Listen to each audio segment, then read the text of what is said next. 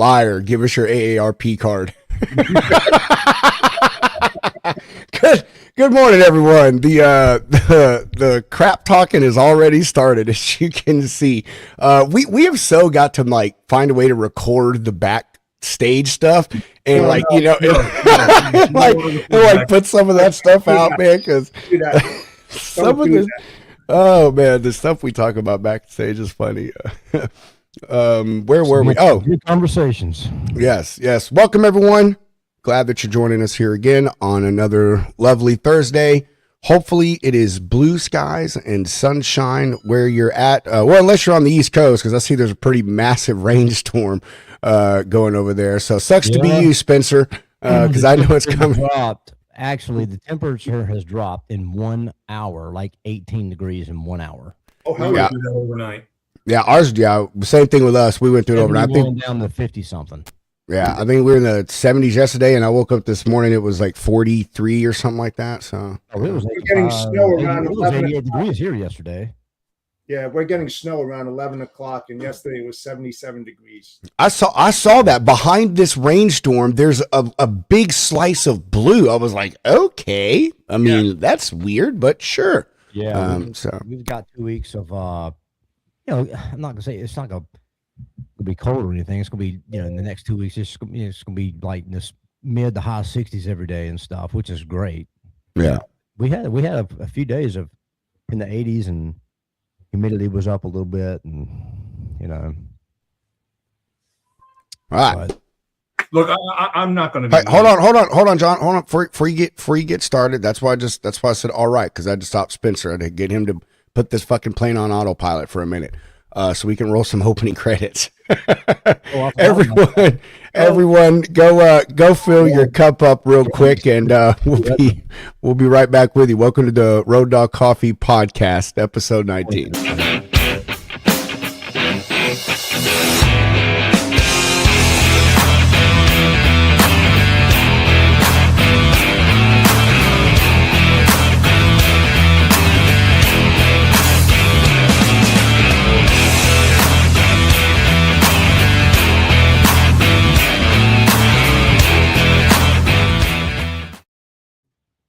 Yeah, all right. You have me excited on the weather, brother. I love talking about weather. I do too. I think it's an old person's thing. Yeah, it is. Yeah. I think every single one of that and opening the mail on our face. Yeah. What'd you say, John? I said I think every single one of us has gray somewhere on our face at this point. I do. I have a little bit. Just a tad. Just a tad. Not the. See, no, Jeff and Bill, they dye their hair that way. No, I never use dye products. Sorry, dude. No. Anyway, man. You see, Bill didn't answer that though. No. Hey, you know what? Have you ever seen the movie Finding Forrester when he explains soup questions? No, I haven't. No. Go look at that and watch that scene, or just Google that scene, and then after that, when Pedro asks soup questions, I just don't answer. Finding Forrester. That's got Forrest Whitaker in it, right? Yeah. Well, it's what's his name? Great actor that plays the Professor Forrester that doesn't like anybody. And he ends up signing up with this kid and teaches him and everything else about writing and stuff. And then in the end, the kid ends up getting basically his inheritance and everything else from this man. But it's quite a good movie. But when he goes through the soup question, it was just like one of those things that I've never forgotten. Like, why ask a question if there's no actual value to it? It's a great way to look at it. Yeah. So by that rule, John, you no longer get to ask questions.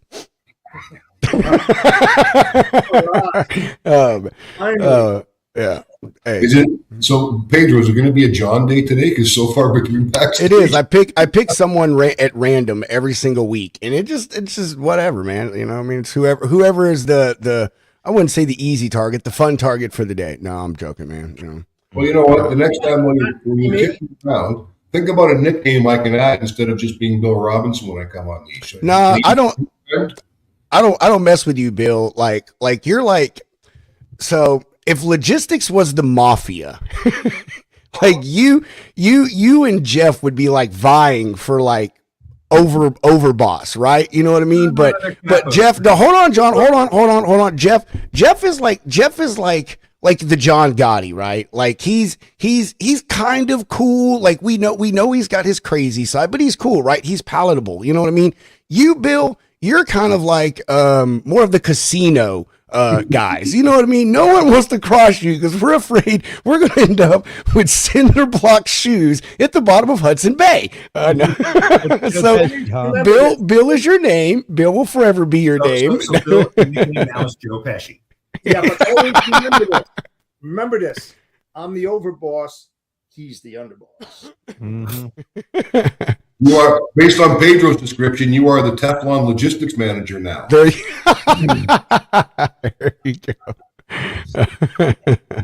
You also live closer to a port than I do, so wonder who really is using the Cimento shoes around here, right? Oh man, Lord have mercy. So what's going on in everybody's world today? How's everybody's week's been? Fucking crazy, dude. Crazy. Yeah.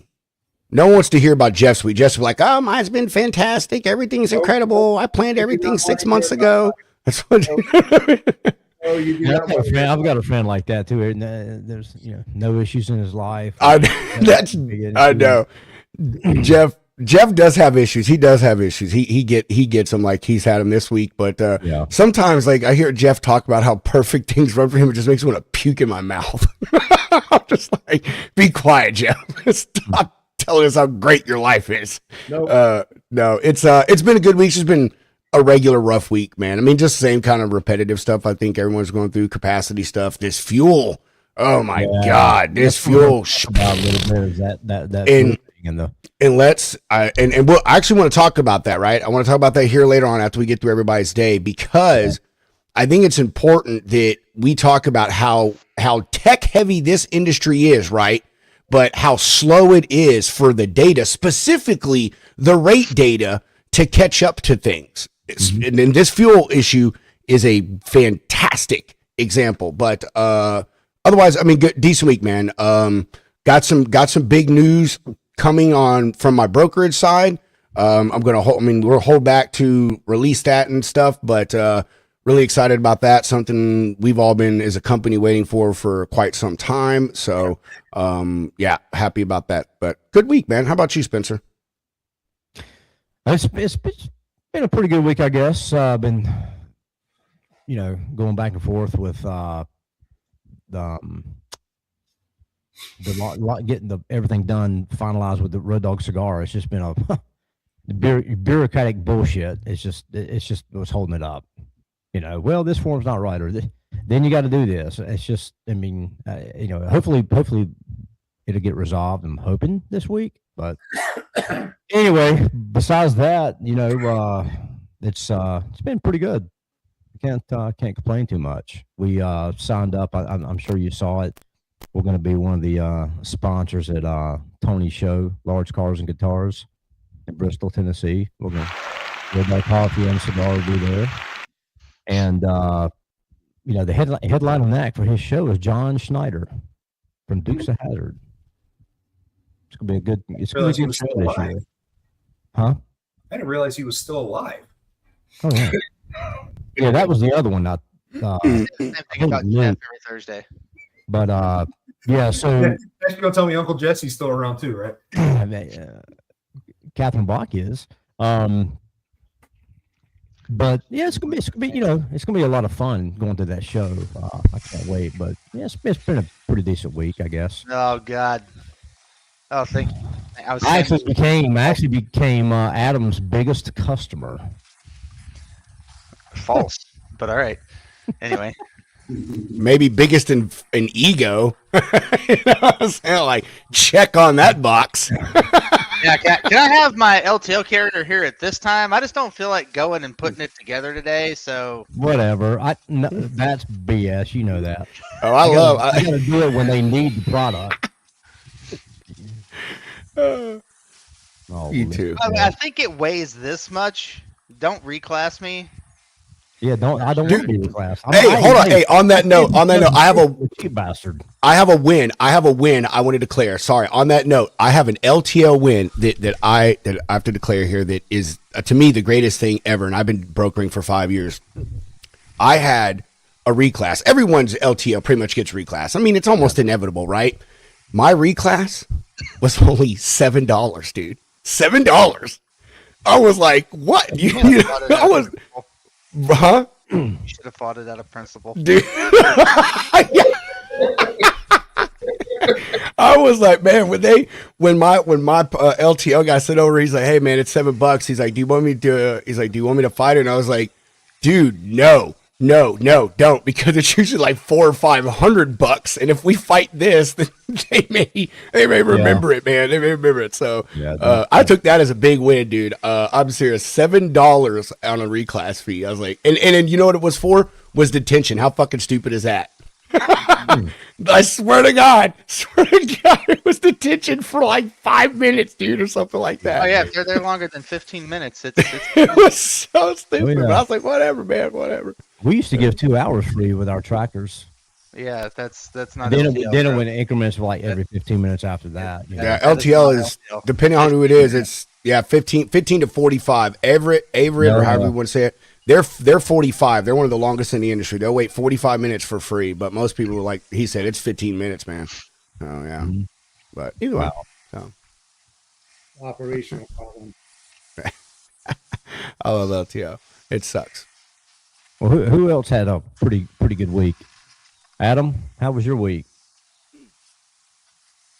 Oh, it was a blast. It's every day in logistics is so much fun. Now I let's see. Had a warehouse burn with 10 truckloads inside. Had multiple last minute issues. Mm-hmm. Hang on a second. That must have been some hot freight. Adam needs a vacation. Adam needs a vacation after the last week he's had. Man, I'm telling you, it's been something. Had a guy show up for an oversized load after me asking the customer to confirm the dimensions because I said, I'm looking at the Ritchie specs. This says it's taller. No, they said they broke it down. It's this tall. Okay. Get there. It's a foot taller than it's supposed to be. Now we need a pole car. Now we need new permits. Just, Everyday stuff. beautiful day in trucking. Every day, Well, transportation. every Yep. John, what about you, brother? Well, I've actually had a pretty good week. It started off with got a new car finally. Now tell everyone what car it is again. Do not give him. Do not let him have the stage and talk about this shit. Don't do It's it. an No, electric moving on. go-kart. Bill, how was your day, Bill? Good luck. No, we've been waiting a week to get it. We finally got it shipped over to us, which is great. And one of the things that I love about it is an EV. So all you guys who are sitting there paying $5 a gallon for your fuel, have fun with that because I never have to pay for gas to leave. Yeah, but you also had to give up your man card. That's right. Let me tell you something. Let me tell you something. I'm a very happy. Hit your own point with the soundboard. I don't give 2 shits about anything. I'm happy. My wife's happy. Means I'm happy, and I'm very He's one of those plug and play guys. Mittens, are you happy? It's a happy life. Now, one other thing I can tell you Mittens. is so far in the last 7 days, I have gotten 5 freight guards repealed. 5 of them. I normally do 1 or 2 a month. 5 in the last week repealed. So it's been a good week to help. I look forward to the day that Carrier 411 declares bankruptcy. Okay. I am going to say this only once. We're looking for a way to make that happen. Good. And I will leave that there. We actually used to use those guys. Yeah, I think everyone uses Freight guards should only apply for stolen loads confirmed double brokering and serious offenses. Late to pickup. Give me a fucking break. Well, I mean, now look at the guy who owns Carrier 411 and his credibility. I'm not gonna say anything has been about utterly him. decimated. Yeah. Whether or not people are going to want to do business with him when they have a potential new alternative that can be more effective, then we'll cross that bridge.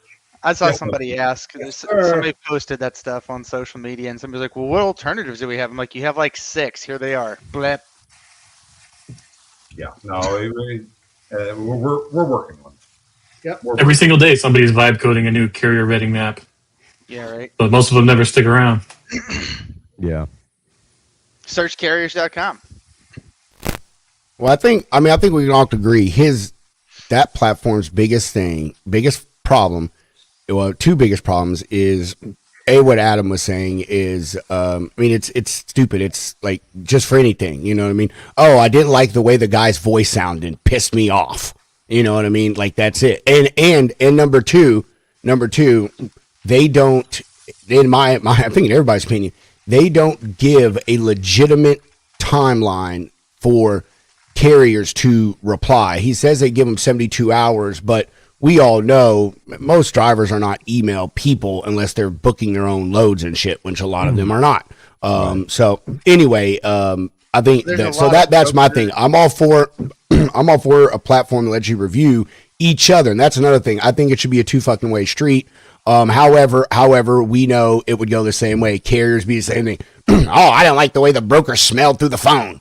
You know what I mean? So, but I think Adam's right. It should only be for serious instances, like things that people really need to know. Like, you know, this guy was 4 days late to my pickup or to my delivery, you know what I mean? Or whatever the case is. Or, you know, when they got there, 2 pallets were missing and it was a different seal on the truck. That type of shit. There's these douchebags in this industry, and we all know who they work for. They hold these carriers hostage with threats of freight guards. And it's horse shit. You know, you sit there and you hold a carrier for 3 or 4 hours, don't send them a rate con, they go find a different load. All of a sudden, you send them a freaking load confirmation. Oh, I've already took another load, dude. You took 4 hours. Oh, I'm going to freight guard you. Fuck you. Yeah. That's something that Garrett struggles with a lot is how do you create a platform that allows parties on both sides to leave authentic feedback on each other, both good and bad. Too much of the focus, I think, on platforms like Carrier 411 are all the negative sides. Well, the problem, Justin, is that nobody at Carrier 411 gives a shit what the carrier has to say. They don't ever the carrier. They don't even answer the phone calls. If you call and say, I'm a carrier, they immediately hang up on you. And block you. And block you, yeah. Carriers are blocked from using the platform. It is such piss poor. And if you're a carrier and you try calling back multiple times, after so many times, they turn around and they sue you for harassment. Yeah. Here's something that we used to do at Allstate Express. What we would do if we had someone call us for Sprinter van or straight truck or whatever tractor, do you have a truck in the area? Yeah, we do. We got this load we're working on. Give us a rate. So we would tell them that we'll hold the truck 30 minutes verbally, and after 30 minutes, it's getting released. So that right there, we had no issues with people calling back an hour, 2 hours later. Hey, I got that load. Sorry, we told you got 30 minutes. We're gonna hold the truck and release the truck in 30 minutes. Now, a lot of times we would call back just to confirm, hey, you had that load secured yet? It's been 30 minutes or whatever.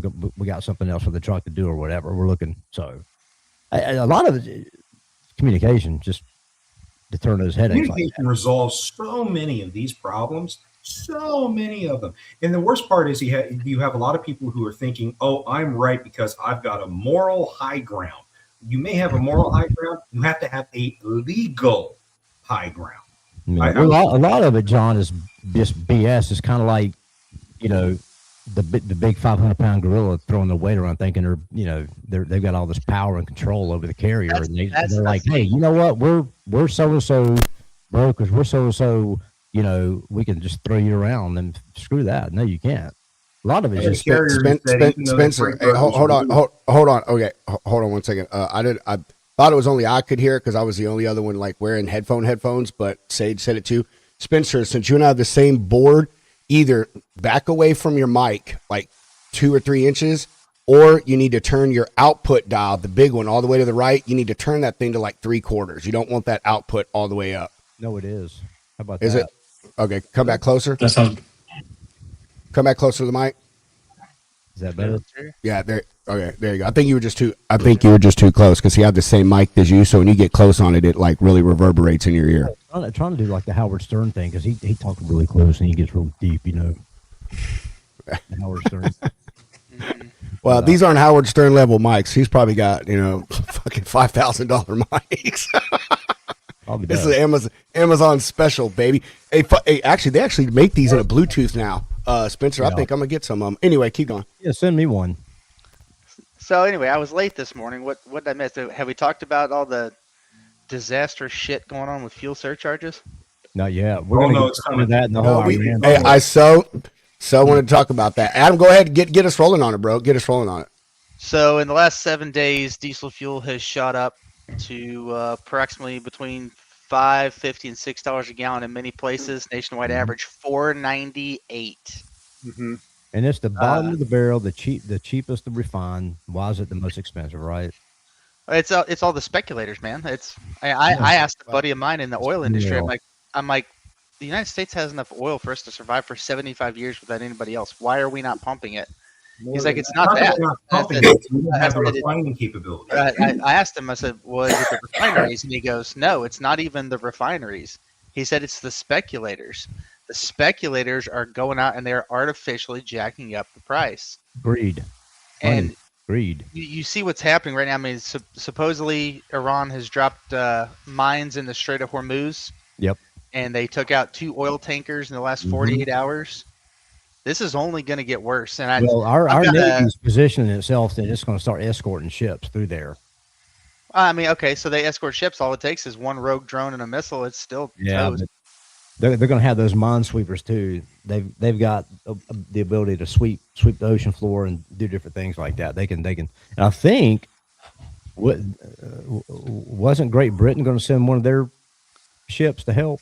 It's a possibility, but in the meantime, that's essentially completely restricting international trade, which is going to make things so much worse in the United States as far as fuel prices go. And these customers, dude, I'm getting ready to send out an email this morning to all the people that I've done loads for in the last 1 to 2 years and just say, hey, listen, this is what's on the horizon. Get ready because there's nothing we can do about it. Well, I mean, Department of Energy, when they put out their numbers back on Tuesday, their index was an increase of 96.2 cents. It was the largest single week increase in the history of the index, in the 40-year history of the index. I don't know if you noticed, John, but it started at 398.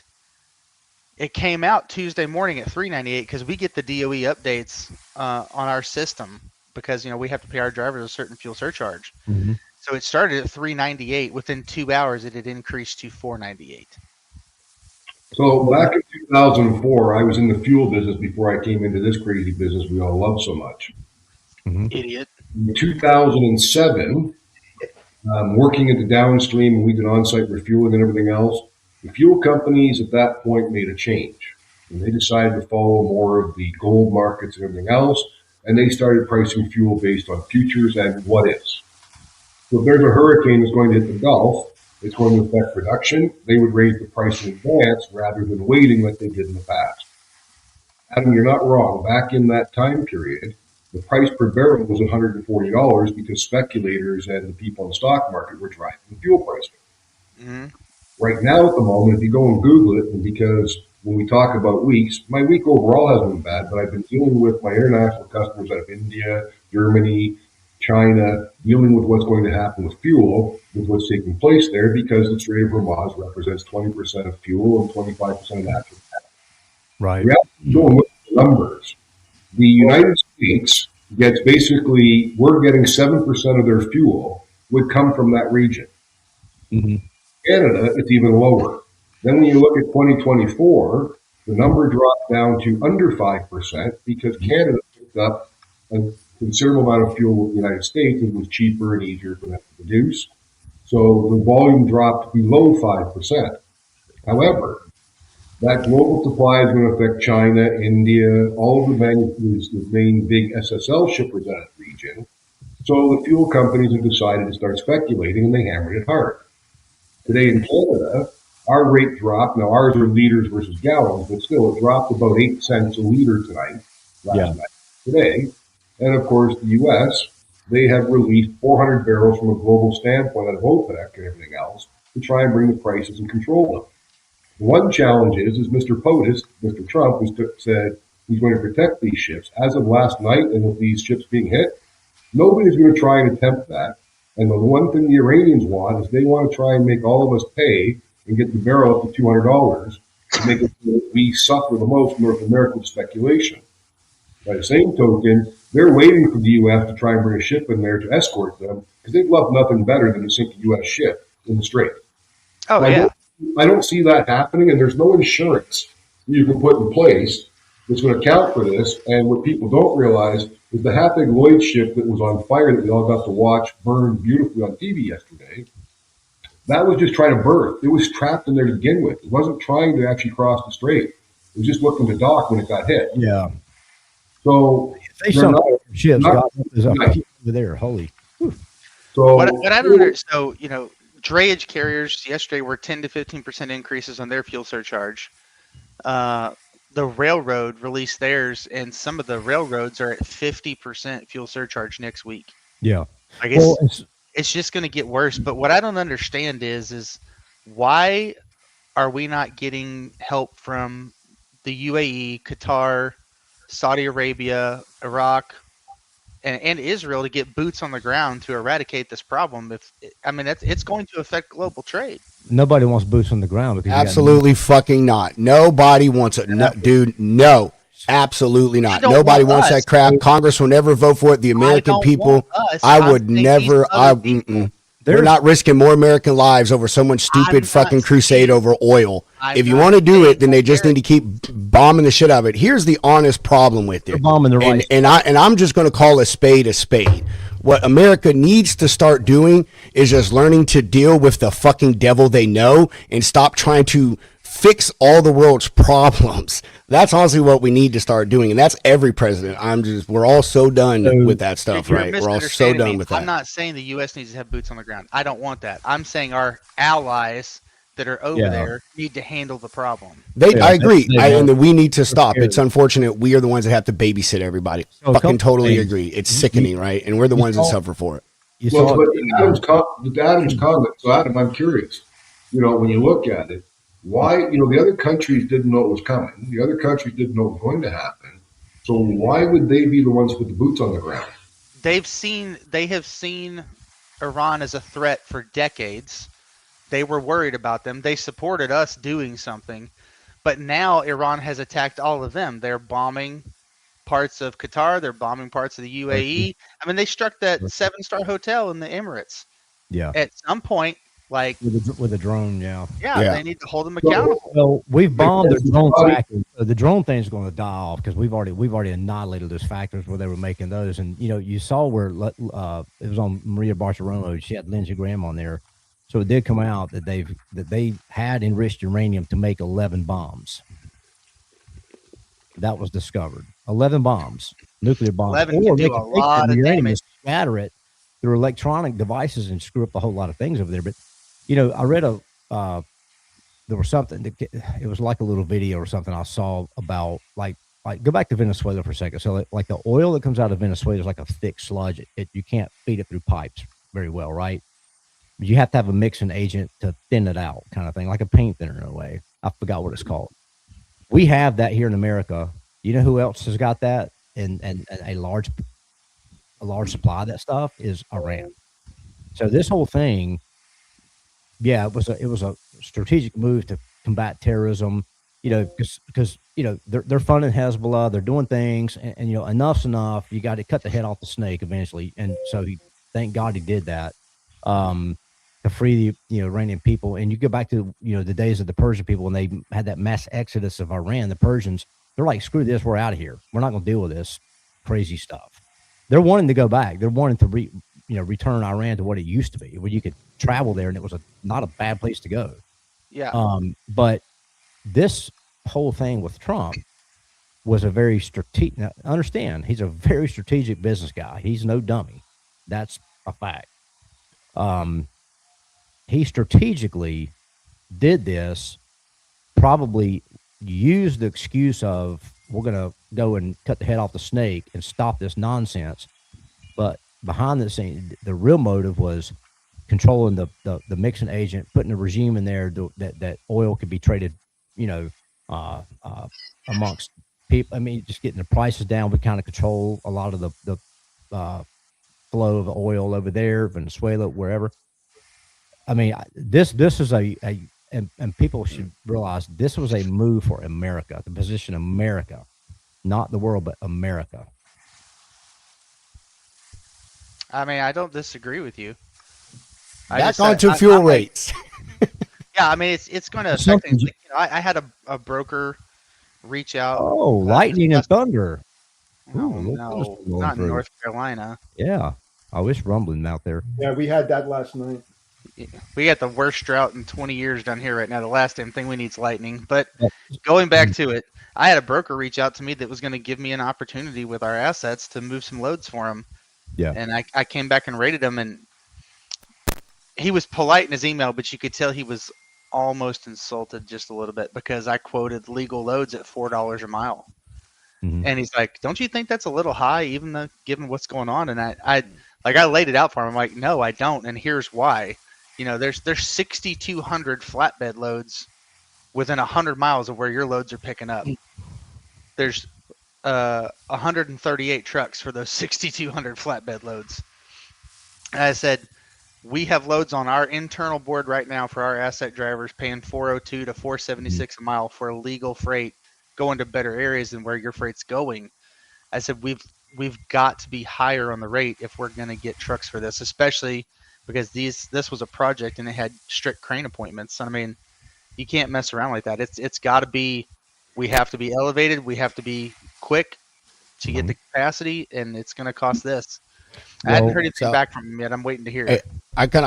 So that's where I kind of want to lead into earlier when I was talking about how the information and the data, for as tech heavy as we are, it doesn't flow as quickly in a lot of instances. Because that conversation Adam just had, I had a conversation like that with every single customer of mine yesterday. They needed me to move a freight because the price had just gone so up, and they're like, oh, well, these other brokers are quoting me this. And I'm like, yeah, I know they're quoting that because that's what the rate tool is telling them. It's telling them this is what it is. But I'm telling you this is what it's going to be because I have carriers on this lane, and this is what they're freaking telling me they need to run it. So, I mean, yesterday, my sales guy stopped by.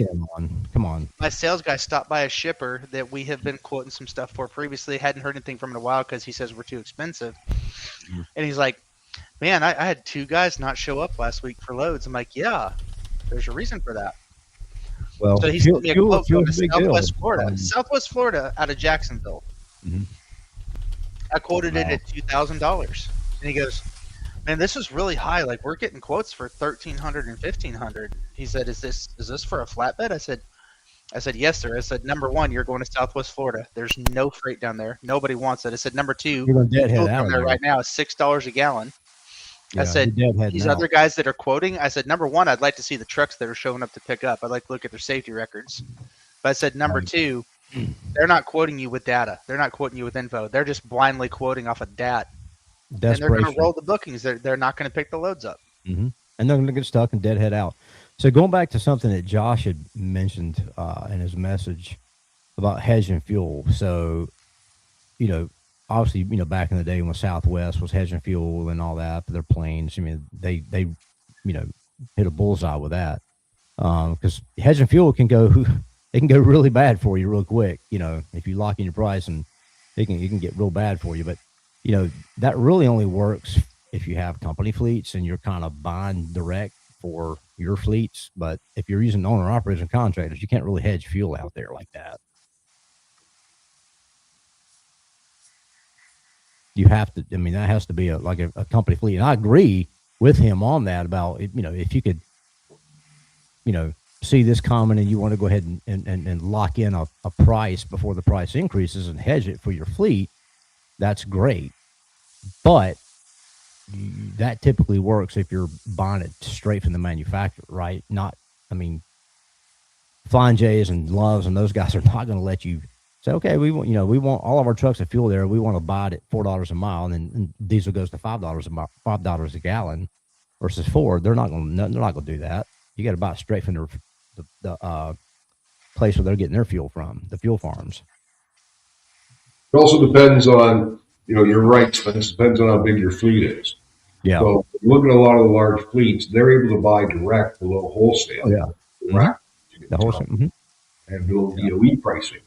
So they do have the ability to do that. But in addition to that, it was reported a couple times on LinkedIn on Monday when the fuel started to spike that there is a lag, obviously, that benefits sometimes the shippers because the fuel lags behind. And then in the following month, the fuel, when it catches up, will be a negative to the shipper and positive to the carrier. So, Adam's not wrong, you're not wrong. The fuel, when you look at it lagging in some cases, it hurts carriers right now when DOE is still showing a certain number, but yet the reality is the pump is not up by that much. So it's going to start catching up faster, I believe, in the lags. And in certain cases like us, we buy our rail fuel on a monthly basis. So far this month, we have not seen one increase on any of our IML business in Canada. Next month, we will see an increase, and it will be higher because, we're hoping that the things will get resolved and fuel prices will come back down. Right. If that happens, then next month, we'll be paying a higher amount until it catches up the following month. So, in certain cases, depending on how you buy it and how you do it, you're correct. But hedging, if you're, like some of the carriers I used to deal with up here in Canada, they're buying 32 million liters a year. They can hedge fuel. They can buy it very effectively because they have so much volume. So for the average guy or the average owner operator, they're not going to do it. They don't have the buying power. And if he gets a discount, by the time they put the throughput fee back in and distribution fees back in, he's right back to normal rate, or just slightly under the pump rate. So he's not getting a big rate. There's no way a smaller carrier can do that. That's the challenge for them, competing with the big boys. Yeah. Now you got to be pretty strong to be able to hedge fuel and lock in a price. You got to have some serious buying power. Correct. But, at the end of the day, hoping that, these things will get resolved quicker than we I think they will. I think that if they get that straight thing debacle figured out and solved, and I mean, listen, I mean, we already control the airspace over in Iran. Come on. I mean, I don't think it's pretty much 60 days, bro. There's no way. Well, the son of the Ayatollah who's been elected as the leader, supposedly he's got medical issues, not been seen. That's just kind of what's been. We don't even know if he's alive. Yeah, and that's been floated around the news and stuff. Well, he's kind of sick. He's been propped up as the new leader. He's the son of. He's got a target on his back too. Listen, he's supposed to be making a statement today. So it's been awesome to see. Like I got to give it to the IDF and Mossad, right? Like they promoted 4 Ayatollahs in a 7-day period, and within 4 hours, they're gone. Pretty much every one of them was wiped off the face of the planet. I'm glad you said that. So I'm gonna and you probably already know this. The deadliest group in the world is not the U.S. Special Forces. It is not Navy SEALs, Rangers, or anybody like that. The one group in the world you do not want after you is the Mossad. Because they will find you anywhere in the world and you will be dealt with. Don't matter where you are. It's been they are a deadly group. Well, being Irish Italian, I'm going to go with the Irish IRF and the mafia on the other side. They're pretty deadly as well, Spence. Oh yeah. You just don't see them coming. Yeah, you just don't. You mess with the potatoes and you're fine. You mess with their potatoes and you are screwed. That's right. They definitely have like the most clever ways of like taking out their opponents. Hijacking supply chains and swapping out batteries to sneaking explosives into infrared goggles and stuff. Like genius. Into pagers. Like oh my god, the pagers thing, bro. This is not 1979. Mm-hmm. Oh, hang on. Lord. Hey, my beeper's going off. Oh, what does that say? Yeah, it says 911 boom. I don't know who they'll put in control over there. I mean, it's just it's got to be. It can't be anybody who's going to kind of recreate the wheel of promoting terrorism and chaos. I mean, that's There's a not guy here. There's a guy here in the United States that I thought they were kind of promoting to put into power once they take everything over. So the original Ayatollah, what was it, 47 years ago, whatever it was, the original Ayatollah that they ran out of the Iranian people, or this Ayatollah who was just assassinated, ran him out of the country. He was a good guy. He was a guy that could work with the world. He wasn't some kind of radical knucklehead. And women could go to college over there, get educations, and then the Ayatollah that came in, obviously they stopped that. Women couldn't go to college anymore, and women just were just kind of locked on lockdown. So supposedly, I guess the son of the original Ayatollah from 47 years ago that was he's dead now, but he was run out of the country. He lives here in America, and supposedly he's, I guess, willing to go back and run the country, I guess. I don't know. There was something, some small talk I heard about that. So I don't know if that's true or not, but I can just tell you, the world's not going to have another radical in control. I think he would like to go back, Spence, but from what I read online, I don't think Trump supports that right now. So that's where probably not. I mean, it's got the whole region of everything's got to get stabilized first, and you still got a lot of people who were, because if you look at the Ayatollah who was just assassinated, he's like the freaking Pope right over there.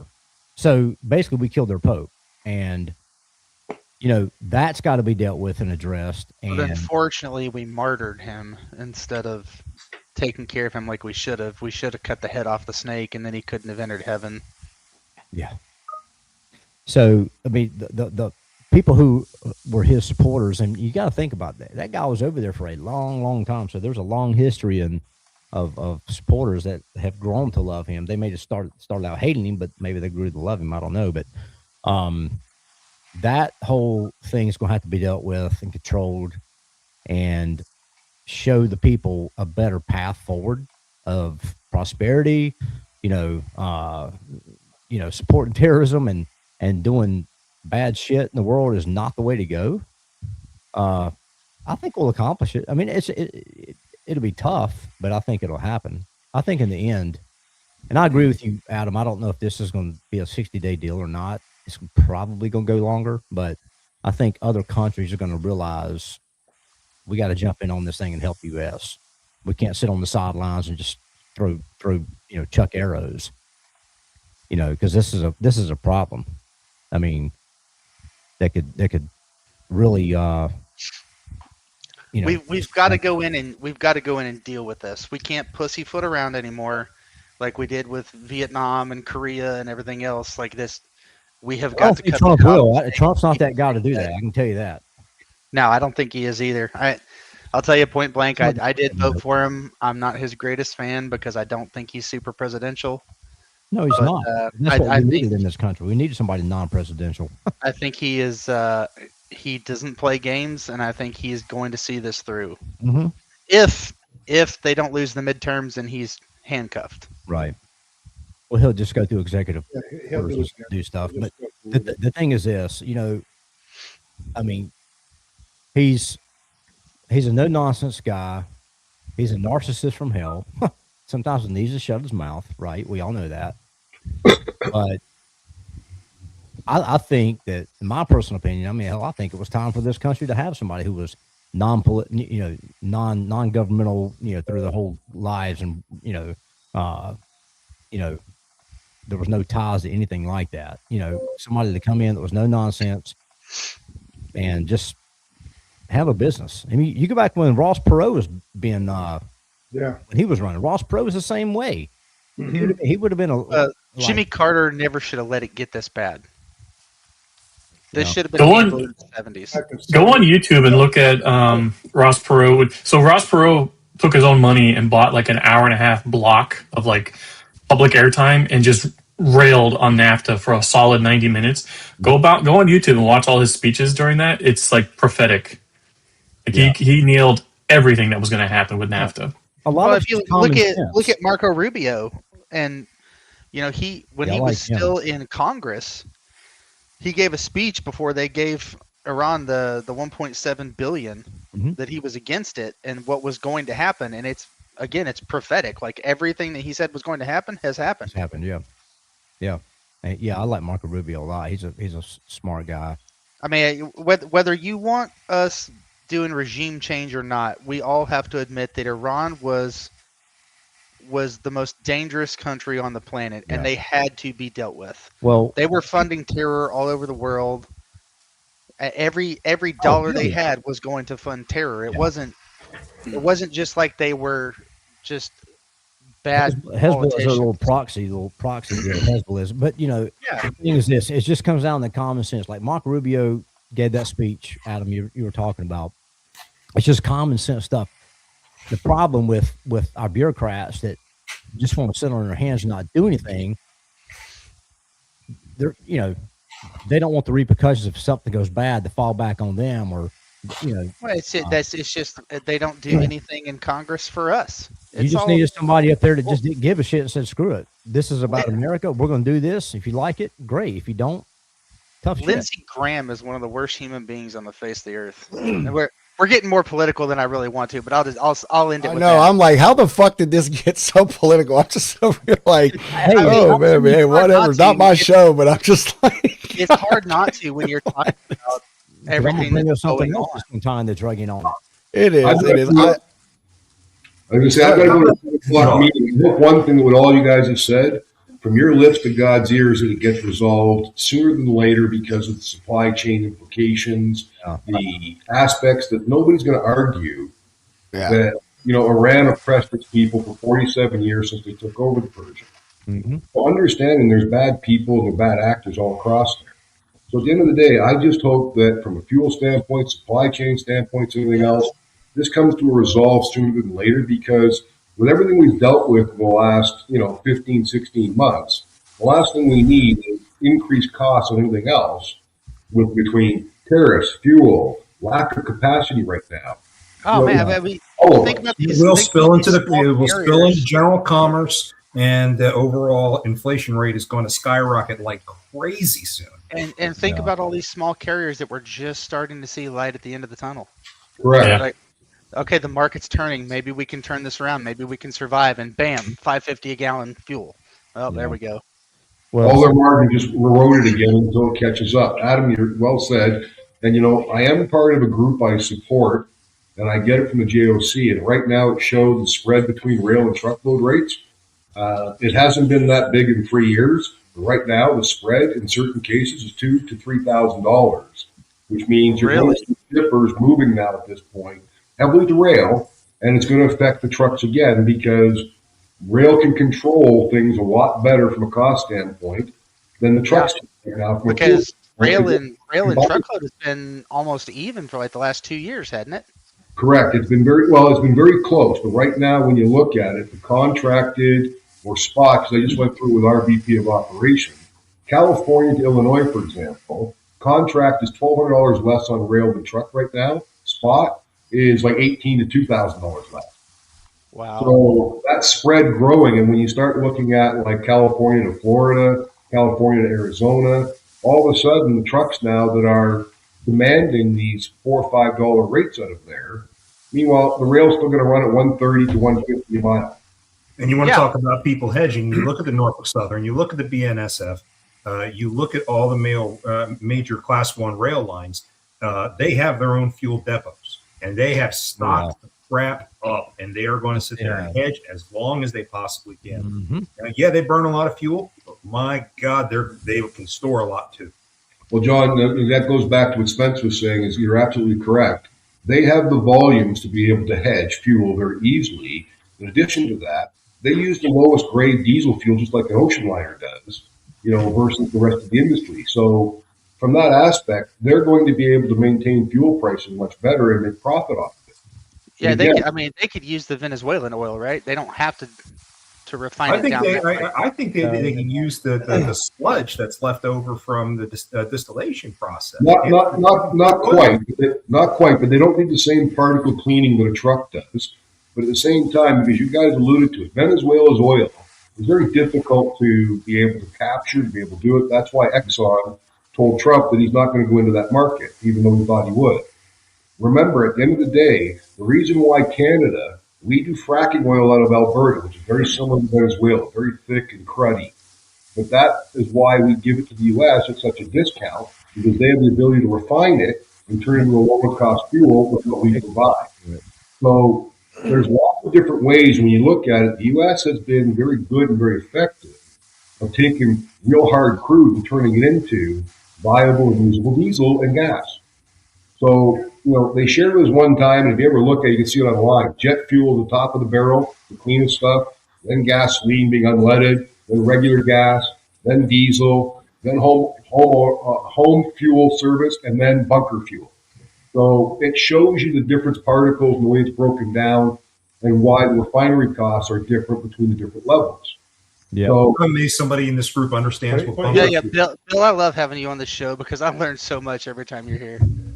I appreciate it. Here's one thing. I know it's like Josh said. Oh, let's go back to this. Like, how do I follow Bill? What platform? That's what I was saying. Like, if you were not following Bill Robinson, like, where are you at in your life right now?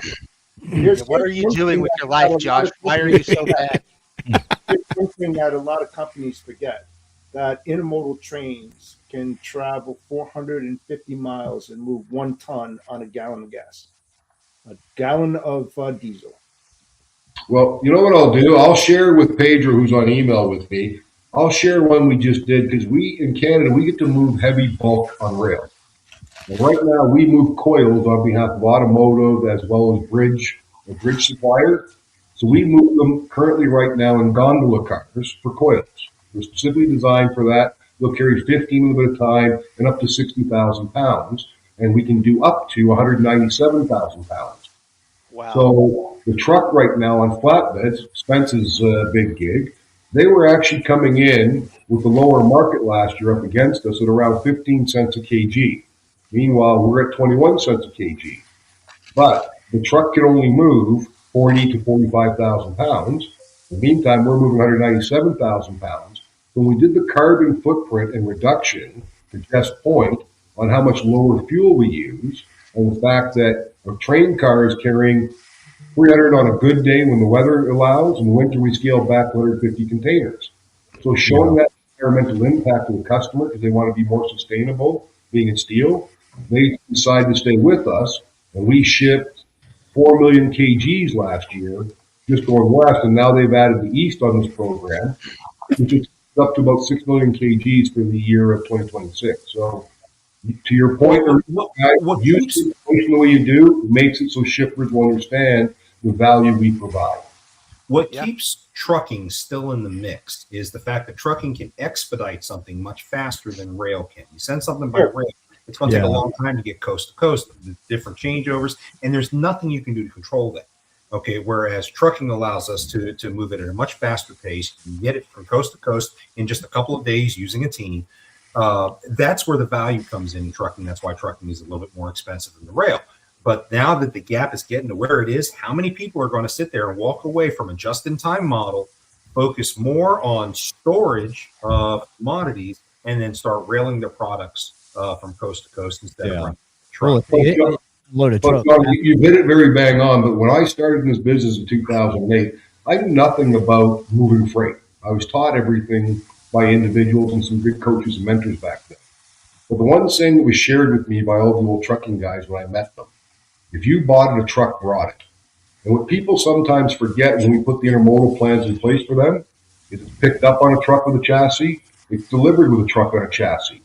The bulk, we have to transload it onto flatbeds and deliver the final mile, unless you have a rail spur, which is very rare these days for shippers to be able to maintain and have. Oh, yeah.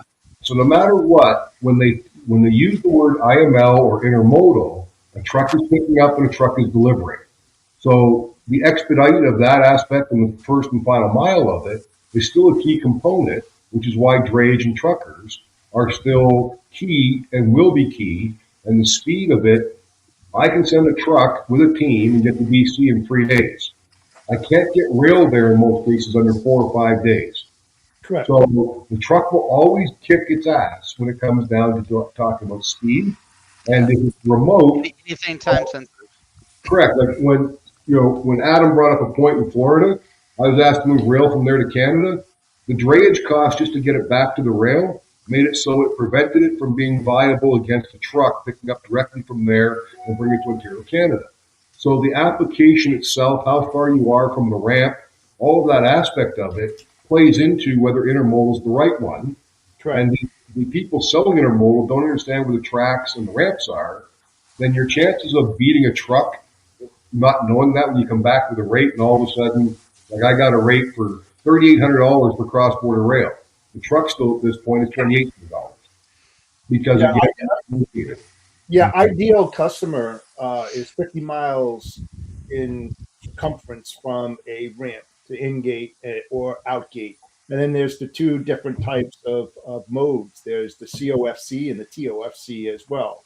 TOFC is a little bit faster because you don't have to wait. For all this, you can just bring in your power unit, hook onto the chassis, and you're gone out of there.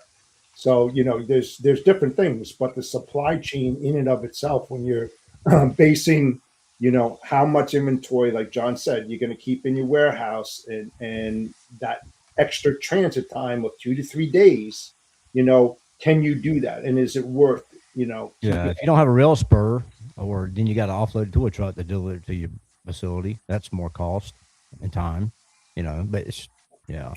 But it's still expensive when you look at it. So when we do it, in certain cases, we'll use dray partners or our own assets like we do in Washington State. Where we run our own drays and everything else of that nature. But overall, when I go to a private box hauler, my intermodal providers, IMCs, they're including dray in that. And then as I found out on international right now, with their buying power in the U.S. and Canada, the price they pay for drayage is 40% less than I pay directly to that drayman. There are ways to control that cost as well. But at the same time, no matter what, when the dray people, like they've done to us in the last 2 months and now this week with fuel, when they start hitting it hard up here in Canada, then we start looking for alternatives.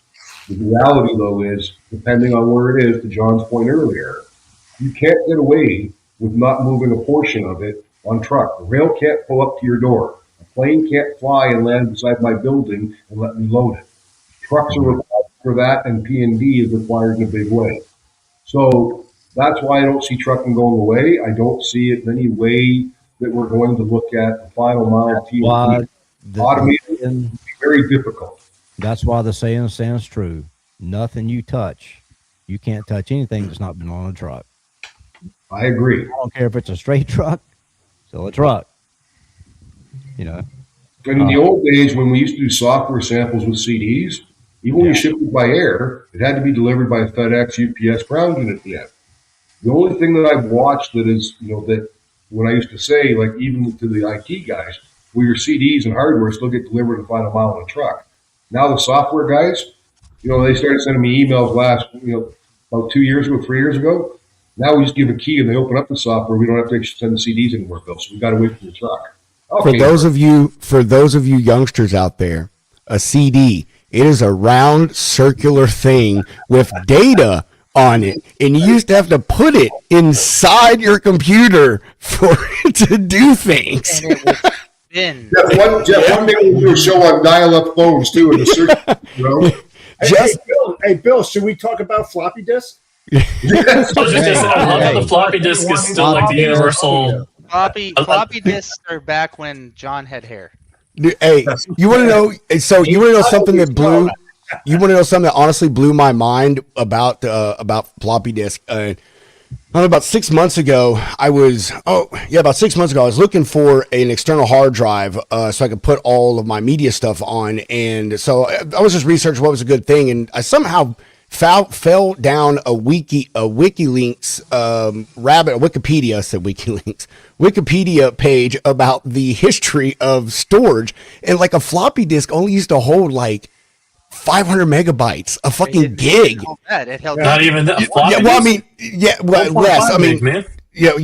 A whole computer could do like a gig, but gigs. Yeah, I don't think that means what you think it means. 3. I know what it means. Megabytes. Yes. Well, okay, I over exaggerate a little bit, but point is it was extremely small. I was like, man, you would like, and then someone did a comparison of the amount of floppy disk you would have to equal the memory in just the average laptop. And it was fucking outrageous. I was like, oh my God, like to think about it. Now we have Yes. guys. Yeah, like I have the same thing. I have a terabyte sitting right here that I can put in the palm of my hand. You know what I mean? And it's like, man, when I remember being in school in the 90s, you know, having to use floppy disk for everything, every program you had to use a floppy disk for. And you And, died of dysentery every dude, week. On the Oregon Trail. it's, I don't know, it just blew my mind. It blew my mind. Like, I don't know. I guess as a, you know, I don't know. I didn't think that it was that small of amount of memory, you know, on those things. So it's Oh, it's crazy. pathetic. I love how the image, the icon of the floppy disk is like stuck around as like the universal save icon. Nobody's seen a floppy disk in like 30 years. Dad, It's what's today's- that spare? Well, my son, we were playing something the other day, and there was like a floppy disk icon. And he was like, "What's that?" And I was like, "Ugh, don't even get me started." Please. Don't ask. Just don't ask. Just click it. Yeah, My son's 5. We don't have a DVD player in our house. We don't have like a Blu-ray. I have an old I'm gonna tell PlayStation you a 4 point, collecting my dust. dude. I And- miss my Blu-ray player. It's kind of the I do same thing too. for the phone, right? When you type in phone, like if you're typing in on a text, you put phone. The first thing that usually comes up is the old hand receiver. It's usually not the cell phone. You know what I mean? But like you know what I mean? It's like, when's the last time someone has seen one of those things? Really? People still You know? make Yeah, people still do make this this. hand signal. Nobody goes like this for a cell phone. Well, That's so I have my true. Motorola. I love you, Justin. You're a I'll true. date Jeff and I, but I will say this: when I got my first cell phone, it was Oh, a wait a bag. minute. Let me Oh, boy, hold on. For Jeff and Bill. Hello. Operator, give me 92, please. Crank it. Yeah. Okay, assholes, we Not run even a that rotary way. dial, like the actual crank. Let me ring up Ma Bell real quick. Okay, so in any event, I remember after it went from a bag, which it was a workout, 40 pounds, and had the old traditional receiver that you're holding up. And it was a And dollar then a minute. there, they brought out the brick. The brick meant that you got to carry something a bit lighter. It was more portable. And then they actually came out one they put in my car. Well, in Canada, My dad had one. Yeah, my first bill, the wire out the back of your window and everything else, the antenna. So my first bill comes in when I was in real estate at that time. $8 a rolling minute. Yeah, $475 for my Ooh. first bill. I went, holy shit. So after that, I learned how to forward my cell phone. I forwarded it to the office during the day. I would forward it to my home phone at night. And when somebody would call it, I would stop and put a dime in the pay phone and call them back. Exactly. So I wasn't going to pay $450 again ever in my life. When he first, I did. I don't remember why he must have bought it off of like somebody else that was like throwing it away. But my dad like installed a car phone in our minivan back in like 88 or 89, and he would prank call people. We would like be a block away from the house rolling through the suburbs, and he would call them and say, "Hey, I'm coming over later today. Bye." Click, and then pull up in the driveway, and they're like, "Whoa, how'd you get here so quick?"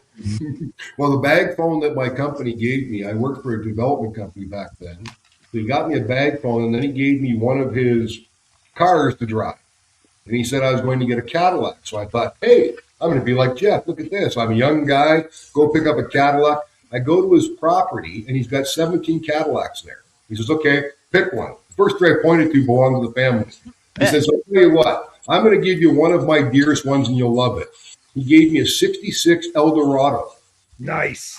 Wow. Now, Jeff will know this, but if you guys Google it later, see the one with the big fins and the red lights going down the bottom of it. Oh, yeah. So I pulled up to my parents' house. My wife and young son were waiting there at the time. So I pulled up, called from my bag phone and said, hey, look out the window. I remember my old man at that point just started belly laughing because he hadn't seen a 66 Eldorado in at least 15 years or 20 years. And here was this big white-ass limousine, which was only 2 doors, and I could put like 8 people in it. Yep. What did they get? Like 6 gallons a mile?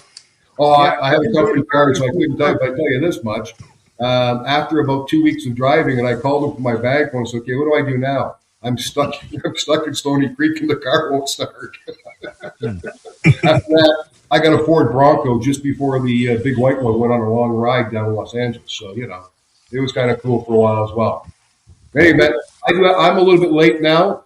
Guys, have a great week. I look forward to speaking to you again next week. Spence, Thanks for coming on and hanging out, Bill. Take care, Bill. And we'll try to think of a nickname for you, but we'll never use it to his face. that Mac Never did get his social media contacts. Is he on anything? Is he on LinkedIn, man? That's it. Bill only does LinkedIn, and he's. I wish he would get back to it. And Jeff or Adam, maybe you could remind me of what it was called. But he used to write a thing every single month. And dude, it was really good. I'm not a big newsletter guy. I'm subscribed to a lot. I'm sorry, folks. I don't read everyone's newsletter. I'm just going to fucking tell you that. But I used to read his, and I always read the Rob Report by Rob Carpenter. So, but Bill stopped. Bill hasn't done one in a while, dude. Which I think is what he was. I wasn't totally listening, but I think that's what he was talking about. Sending me with something he's been writing. So, but LinkedIn, that dude, he is gold. Him and Jeff are, I don't know, probably the two OGs that, or I would consider OGs that I know in the industry. I don't know anyone with more experience on their side of logistics than them. Did you guys see that? So when I was reading for a while, there was the Bannon report. Yeah, I missed the Bannon report, dude. The guy that is behind all that on LinkedIn, like the Chris. pseudo anonymous account. Yeah, he did an interview on Freightways that was released yesterday. It was really good. There were He was 3 guys behind the Bannon report. there was. So funny thing about that. We were the very first show to ever have the Bannon report on. We were the very first podcast he did, and he unveiled himself live on our show. Yeah. That was, a matter of fact, that was a fun show. You can go back and watch it. We all wore sunglasses, like dark sunglasses, the entire show, dude. And he does photography. He does photography, so he set up like a light, dude, that was like behind him and cast like just a silhouette of him. Justin, I've got to go find it and let you watch it because it was so good. Even Evan Shelley was on there, dude, for like 3 hours. We were all just wearing sunglasses. I want to get in touch with him because he said a few things that were interesting. How we're all familiar with like chameleon carrier trucking companies, yeah, but apparently there are chameleon insurance companies as well. Like they'll get shut down, they'll just refile and get a new number and stuff. And so there's got to be just like how there's the FMCSA company census file. I wonder if there's a Department of Insurance census file out there somewhere that tracks these guys as well. And that would be a really cool to like add into like a carrier vetting platform. Is like, okay, everything about this carrier looks good on paper, but let's see who's actually supporting them behind the scenes. And it's just like red flag, red flag, red flag. I've never understood why any of the carrier vetting platforms, none of them have anything that looks at the insurance to verify if the insurance is good. Is there a rating? Well, so like with search carriers, you can go to their insurance tab and then hit the history button. And, when you just see the history tab, it's like, okay, they have a policy, it's for 750 or 1 million, whatever. But when you look at the history, it's like cancel. Like every month they're just getting canceled. And I told Garrett last month. Specifically the chameleon insurance carriers, like the ones that are fraudulent, because that's a big part of this.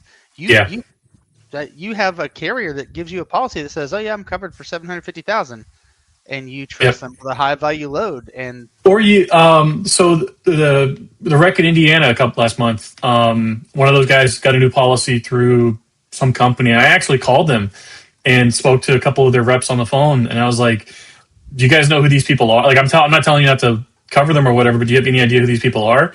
And they look into the policy and they're like, "Oh, we actually don't insure them. They're through a different group. They just used a broker that used us to get this policy." And I'm like, well, it's your name on the policy. So when they get into an accident, it's going to be your guys' name on it. But I had no idea that was a thing too, where I'm a carrier, I use a broker, that broker uses some other company's name, but then the actual policy itself isn't even an insurance policy. It's they call it an RPG, risk purchase group. And it's just another one of those rabbit holes of like none of it makes any sense to me. The freaking mired spider webs of everything that goes on now. It's insane that it was allowed to get this bad. Yeah, and we need more insurance people to come out and tell us how this stuff works, because it's like me knowing Latin and learning Greek. None of it makes sense to me. I blame Josh. We can get that. We can get that done. Get somebody to come on maybe next week. No one can hear you because you're muted, dum dum. Ha ha. He was unmuted. And nobody could hear him. Oh yeah, see, bam, dude. That's how unimportant it is. Can you hear me? Yep, we can hear you. Yep. Oh, Nope, we lost you. We lost you. Oh, you mother sucker. Can you hear me, Justin? Yeah, I can hear you, Josh. Someone with integrity. No, I'm kidding.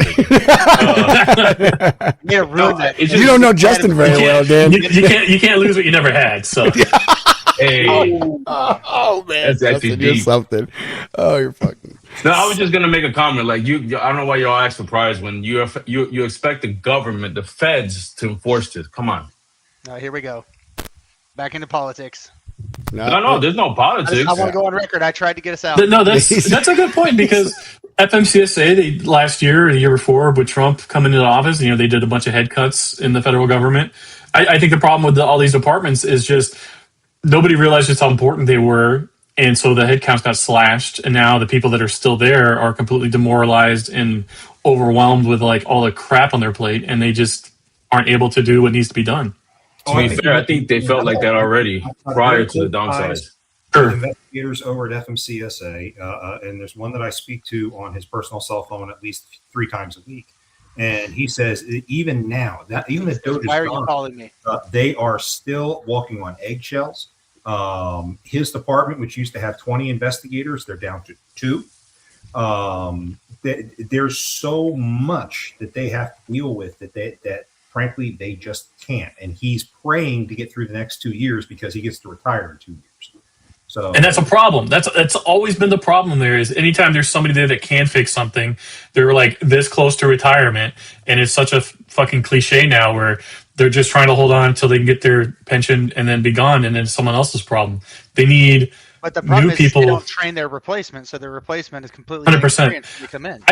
I would see that at every military base that I went to, where I'd have to go into the office, check in, get my paperwork, and it would be one guy. It was always one guy that was in charge of like the entire office, and God forbid he had a vacation day or something because nothing in there worked. And I always had that thought in the back of my mind of like, what are they going to do when this guy retires? There's nobody in there that knows It's this in the person's corporate job. world. It's in the corporate world too, though, Justin. Everybody's so job scared; they're afraid to teach people how to take over for them when they leave. Amazon isn't. You go to Amazon, everybody with a pulse in there knows how to do someone else's job in there. They are completely interchangeable widgets. You saw where that missile in Iran hit the Amazon fulfillment center, didn't you? No. Yeah. Those sons of bitches. Is that true? Hmm? Is that true? Yeah, very true. Oh yeah. Yeah, they're So not, there was an Amazon fulfillment center in Iran. they're Wait, not let getting me- their In Iran Qurans or for something. 2 days now. I think it was there, but yeah, they had an Amazon fulfillment center hit. The Jeff Bezos needs to stop launching celebrities into space and just go straight into like defense, so he can like Blue completely. Origin's gonna start launching missiles. SpaceX is doing that I right now. told you, bastards. SpaceX- It was the AWS data center, Spencer. No way. The what? Even worse. In the UAE. Amazon Web That- Services in the U.S. Yeah, that's their web hosting service. Yeah. Yeah. Yeah, I just saw Amazon fulfillment. That's why Fulfillment Google was got slow hit. yesterday. SpaceX is in the game now. They're helping with this whole conflict. Mm. They're getting We need it. We need it. Oh, wait, how? satellites for defense now. Yeah, how does that work? What, SpaceX? It's called orbital explosives, my guy. Mhm. Look at this guy. I It's thought called he we just launch simply rocks into covered. space and then drop them from orbit. See, Yeah, that's it would work though. so that's technology probably a lot of people don't know about, but it does exist. Are you talking The about big- dropping big the tungsten? superpowers. There's a whole lot of things we don't know. Big Rods from- superpowers have orbital bombs. Rods from So- gods. Yeah, rods from gods, bro. Like if you start a true war, like a true nuclear war, somebody launches a nuclear missile, the orbitals are coming down and it will be the end of all society. That's insane. And they have the land-based nuclear weapons have like what 1 to 2 hour notice.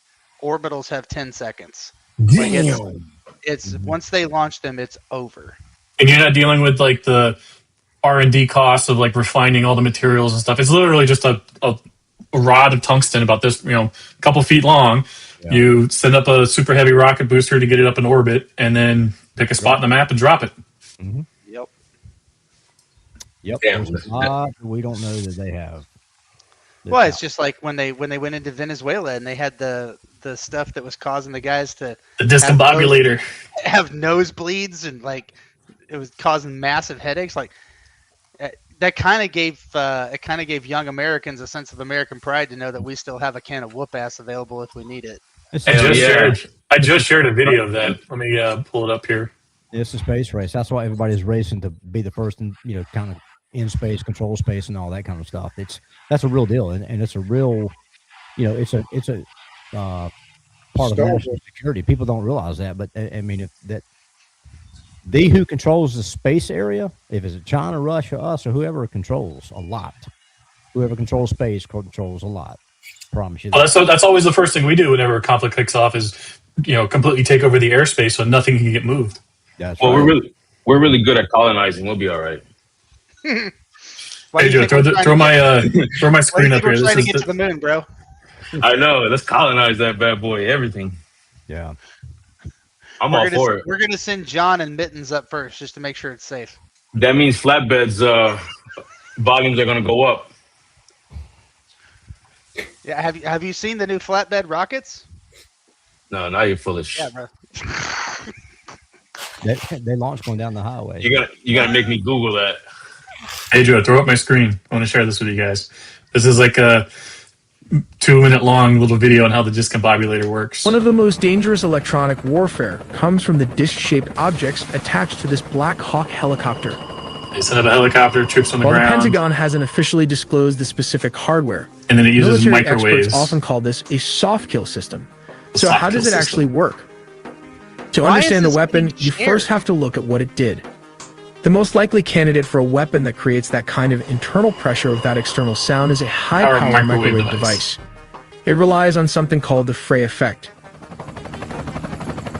The weapon probably carried by a Chinook or a Black Hawk helicopter fires honestly a surprising we're not focused using this pulse more microwave often. energy, not sound waves that What I passes don't right understand through the is skull. why is this on YouTube? These beams are Why? absorbed by the water in the brain tissue and the fluid in the inner ear. This energy causes a the minuscule volume coming through? rapid heating of the tissue, less than 1 Okay. degree Celsius. I see But brokers that using tiny this sudden technology expansion to generates a ship. pressure wave inside the skull. The consequence? The target hears a sound, clicks, buzzing, or a roar that originates inside their own head, bypassing the eardrums entirely. If the frequency is tuned to the resonance of the inner ear, it violently disrupts the body's balance, causing immediate vertigo. At higher power levels, that rapid scary tissue shit. expansion can rupture capillaries, leading to the reported nosebleeds and internal trauma. Yeah.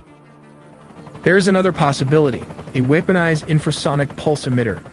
Instead of a continuous beam, this device would fire high-intensity slugs of low-frequency air pressure. Oh, below stop pressure. Slugs.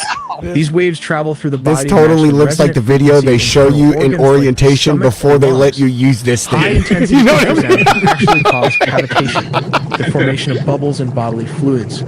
When those bubbles way, collapse, they create tiny shock waves that damage tissue. This bubble Like- shot. The target Feel feels like you're at an amusement park watching a safety video before you get to play with something. You know what I mean? That's right there. Everybody. Tactically, the reports suggest U.S. forces use this technology as the ultimate force multiplier. Yeah. The result was that the hundreds of Venezuelan guards mentioned in the reports weren't fought in a traditional gun battle. They were incapacitated, sick, dizzy, and bleeding, long before U.S. troops made contact. This allowed a small team of approximately 20 operators to walk virtually unopposed through a much larger force. That makes sense. I wonder how many, what the range is on that thing when it goes out. How I mean, from a helicopter. yeah, but how many people can it affect? What's the radius? Like Yeah. a 100-foot And radius. Air is there- Or next, you're 200, 300 feet in the air. And is there any shielding from it too? Ideally you want our troops on the ground and then this thing to just discombobulate everybody else, but leave your guys. Wear aluminum Well, foil on it. you know they had to if the U.S. troops weren't affected. They had something. They had Yeah. aluminum foil. They had aluminum foil on their heads. Tinfoil hats. The tinfoil hat guys were right the whole time. Damn it. Pedro, you need a tinfoil hat show. This is it. We're fucking on it. What are you talking about? not wearing it, What are you bro. talking about? We're on it. The inadvertently tinfoil hat show, but we're on it. I'm gonna start hiding. I'm gonna start hiding a little icon of a tinfoil hat in all of There's a lot you can do Spencer's with, flyers. I A lot you want. can do with, I like, literally want frequency and you and stuff. Hunter to be wearing tinfoil hats tomorrow. Yeah, the frequency thing is real. There's a lot you can do with frequencies, and you can affect a lot Well, of things. With You know how the microwave oven was first invented or discovered? It was a radio telescope operator who had a candy bar in his pocket, and he noticed that when he walked in front of the array, his candy bar would melt. Melted his Snickers. Next Yeah. thing you know, he's a millionaire.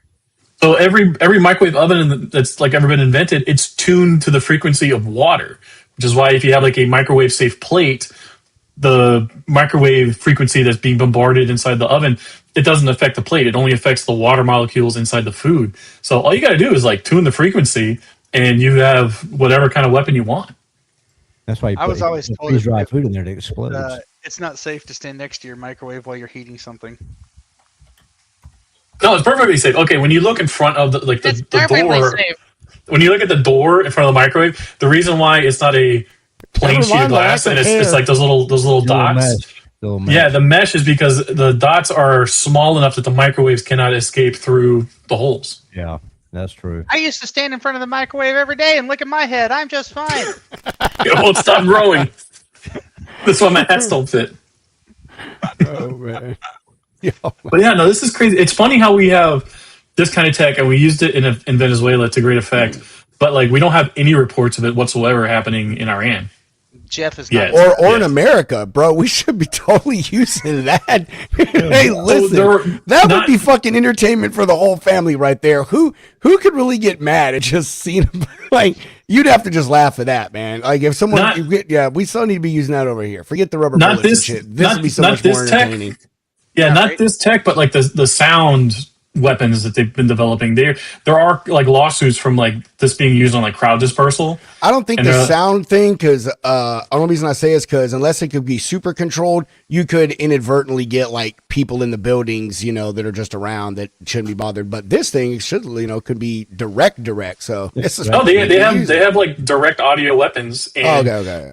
The few times it has been used to great effect, people sued the shit out of the government because they're like, look, there's a fine line between like crowd dispersal and like scrambling people's insides, and they still have like direct what do they call them, directional audio weapons, but like they don't work with this shit. Like when the George Floyd riots were happening, you had like video after video of like cops like blasting crowds, and the crowds are like, okay, what are you gonna do? This doesn't work. But that's what I mean. This is obviously more effective, and again, fun for the whole family. One of my favorite crowd disbursement methods, and I wish we'd use it, is water cannon. That big truck pulls up and that blast flying up, people start tumbling across the. But it only lasts for so long until you put a couple of cars in the way. You know what I mean? And then not just it's hilarious. The videos you have some bad PR from the 60s. True that. And people losing eyeballs because you're looking directly at the stream, and the pressure just pops an eyeball. Well, don't look. Yeah, I mean, see, we're all coming back to the fact that this particular thing is the solution. We're all you're stop arguing and just say it. This is what we need to be doing. It's fucking funny. I love it. I mean, me personally, I'm a gas guy. Not nothing to hurt people, but a little bit of tear gas. I would say never hurt nobody, but you live. That's a lie. People are going to find out where those masks they give out of a Temu are worth a shit or not. Listen. Unless you pick up the flashbang, it's very effective. Yeah, I've been. I'm all those. Man. There was a video. Was it last month or the month before? Cops threw a flashbang into a crowd, and the guy picked it up to try and throw it back, and it went off. Oh my god, dude! Like holy zero self-awareness, survival instinct. If there's anything shot, I'm gonna throw this back at you. If there's anything thrown or shot that has a metal canister around it, don't pick it up. I know, right? Or if it's smoking or there's sparks coming from it, probably want to wait till those two things are not happening. Yeah, or if it's ticking. That was the kid that held the M80 the longest. Yeah. The one that put the Roman candle to his forehead. You know what I'm saying? Yeah. So do you guys watch this? There's a series on HBO called The Pit. It's about a hospital in Pittsburgh. My wife loves that show. I haven't seen it yet. But. My wife and I are in the middle of season 2 right now, and this season takes place during the evening or evening of 4th of July. So the whole season takes place across like an 18-hour shift. So every episode is like 1 hour of a ER shift, and the first couple episodes, it's just that it's like the greatest foreshadowing ever of like we're just waiting for people to show up at the ER with missing fingers. Idiocracy, baby. It's there's a reason fire and EMS has a job. It's because people are stupid. Yep. That's very true. And there's video after video. Like, I love when they show like the mannequins of like they hold the hand flat and it goes off, and it's like, okay, he burnt his hand, but if you close your fist, there goes your entire hand. You want to know the thing that kind of like amazes me with this, and we're all old enough here that we're of the generation that like we were so allowed to play with fireworks unsupervised. So my point is that most of the people that this thing's happened to are fucking adults.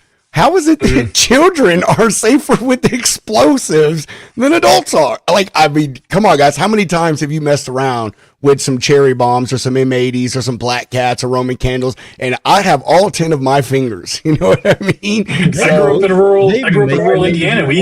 We used M80s all the time for like, pests and whatnot. And every kid grew up playing around with those. Can you still buy an M80 and a rattlesnake on the New York Giants? But he was down in Miami, and they were playing with cherry bombs or M80s, and he held it too long, and he lost he was a lineman, 3 fingers.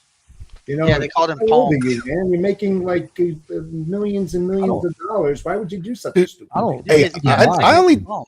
I only find explosives fun like when I'm blowing something else up. I'm not trying to blow my fucking self up. You know what I mean? Like, I just want to blow up. I want to just blow up something else. You know what I mean? I don't know how to tell you this, Pedro, but common sense is not very common. I know, man. I know, dude. Like, hey, my favorite. One of our favorite things, man. Was to see how many drop black cats inside filled soda bottles. Like, dude, you know what I mean? Like, how many does it take to make it explode? Like, put them underneath wheelbarrows and shit. See if you can make the wheelbarrow up. I was just as stupid. You would fill. We thought it was hilarious to fill a glass Coke bottle up with water and then stick a bottle rocket, light it, stick it in there upside down, and run. Yeah.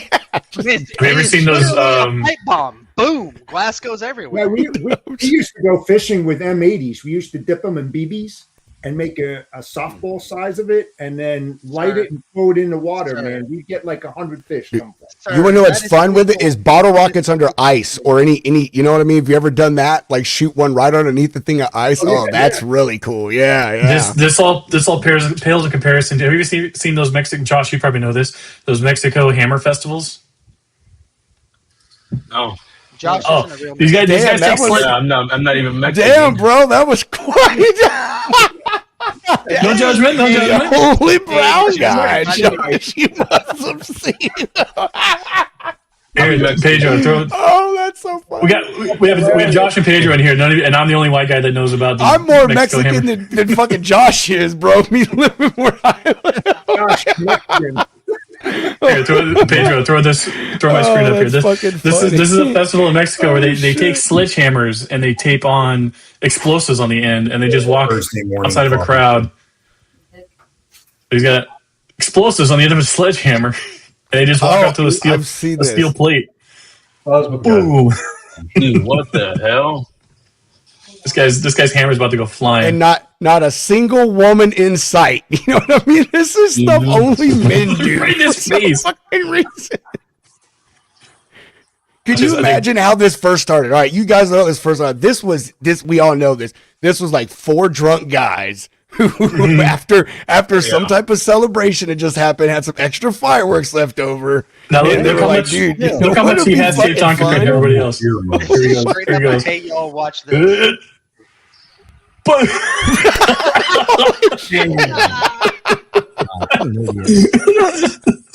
oh my god! There you go, right there. That's when a broker posts a hot load. Yeah, hot load. $600. Oh my god! And again, once more, this is why women live longer than men. 100%. Oh yeah. Well, it sucks is dude, not a female in sight in that fucking video, dude. They're all at home, just sitting on the phone waiting for the hospital to call. I don't know if they still. I'm sure they still do these today, but all the videos I can find of it are like this video itself. That one was from 12 years ago.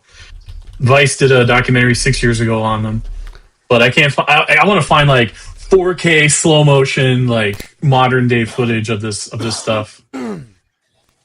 Wow, you're crazy. All right, it sounds like a great time. Before we keep going on, we're going up to an hour and a half. So I've got some stuff to do, some important We're all things. going to leave Spencer alone to his own device. That's what I mean. So, Spencer, if you want to stay on and end the show yourself, that's fine. But I think I'm about to have to. I know I'm about to have to hop off here. Later, Jeff. See you, Bye, man. Jeff. Thank you. All right, buddy. See you, Jeff. What'd you say, Spencer? No, definitely. Yeah, we got people. People need to get to work and do stuff. Yeah, he's got cigars to go roll. That's right. That's right. All right, we'll start. We should do next week. We should do a match roll call episode. Yeah, next week. Next week is the week before Matt's, so that would be good. Yeah, I don't even know if we're doing a show. We were going to do a Freestyle Friday tomorrow. I don't know. We'll talk about that stuff in a minute. Josh, we'll start with you since you were the latest, the last one here. You want to, Josh? Just tell us how it's going down. South of the border. How's it going down there? Josh is going to stab both of you next time he sees you. I wish I would get deported to Mexico, man. I could really use that right now. I can really use that. You're a Man, no idiot. joke. Oh my God, Well, Josh, what's up, bro? Tell us the deal. Just really busy, man. Like people are coming out of the woodwork, shippers want to move freight. Same old, same old. I've been through this cycle before. And everybody have a good week. Are we ending the show? Yeah, we're about. Yeah, I got things. I got several meetings today, and I've some things to do. And I got some things going on. So with the brokerage. Is that all you got, Josh? Yeah, that's it. Pedro, good job on the cabinets. That's sick, dude. Oh, I appreciate it, bro. Thank you very much. Like I said, learned a lot. I fucking still play with them, dude. Even last night, I sat there and opened them like 3 or 4 times each. I'm fucking amazed with it. We didn't grow up with that, bro. Well, I mean, what everyone can't see is like I had to do like customize inside that thing, man. Like I had to do certain things for that to work the way it works, and no one else can see it. But that amazes me. Is like fuck. I didn't think I'd be able to do that. Just I mean, I'm talking about myself, but I impress myself the more I learn in carpentry. You know what I mean? So. Justin, what's up, my bro? What you got for us? Not a whole lot. Just hunkering down till Matt's, hoping to do some networking there. My friend Adam Coleman will be there to do some interviews for his documentary he's putting together. George Rivera, one of the DACA drivers, as part of that lawsuit, he's going to be there. Marcus Coleman is going to be there. There's going to be like I don't know how we do this, but every single year it's just like the network just keeps growing and growing and growing. So I think this year is going to be great. We're going to have a lot of people on all sides of these issues getting together for a good time. Yeah. Hell yeah, bro. Can't wait. Cannot wait for Matt's, dude. I mean, I am disappointed that Brandon's not going to be there. Womp, womp, womp. Where's that thing at right there? I was planning, and I'm going to have to back out, unfortunately, because you won't be missed. Ouch. I love you, bro. Wow. I wish you were coming. What do you got, Adam? Since you're going, what you got for us, man? Man, I don't have anything this week. It's something else. I'm ready for the weekend. Me too. Preach. Me fucking too. Spencer. Well, I'll go, and then Spencer, you can go. Sure. Appreciate everyone for watching. Fantastic show, as always. Don't know if we're going to do Logistics Lounge tomorrow. We were going to do 2 Freestyle Fridays back to back, but to be honest with you, I mean, I could fucking use a break. So I don't know if we're going to do one. Maybe, maybe not. So we'll just have to see. If so, I'll shoot all you guys a link. And for what Just said about Matt's, dude, I'm excited for that as well. It's going to be fun. A lot of planning going to that. Can't wait to have you back on the show again as well. And man, I can't remember who I got coming on with you. It's going to be fun though. It's going to be fun. It's going to be a great time. You got to have me and Robert Bain like side by side. Bain hasn't answered me. I need to text him and see. I don't know. I emailed him, but he hasn't answered me back. So I need to text him and see what he's doing. So, but yeah, I'm excited for that shit, dude. Matt's is the absolute bomb. And Matt's asked me for an interview, man. Like I feel so honored, bro. Like they wanted to. Awesome. Yeah, dude. Like Corey emailed me and asked if I would do an interview for him for a promo video, and I was like, hell yeah, bro. Like that's what's up, dude. So Danielle was able to get her hands on the program, the big pamphlet they hand out every year. And first page, when you open it up, it's an article she put together. No, dude, that's awesome. Hell yeah. It was supposed to be Gord's. Gord, wrote it last year, and they offered it to him again this year. He voluntarily gave it over to Danielle so she could write a little piece on freight fraud because he's trying to promote his book. Goes to show you the type of guy that Gord is. And see, you say that he's trying to promote his book. He could have easily used taking that moment to put more light on himself. So goes to show the type of guy. I know mine's in the living room next to the couch. I know mine's in the living room next to the couch.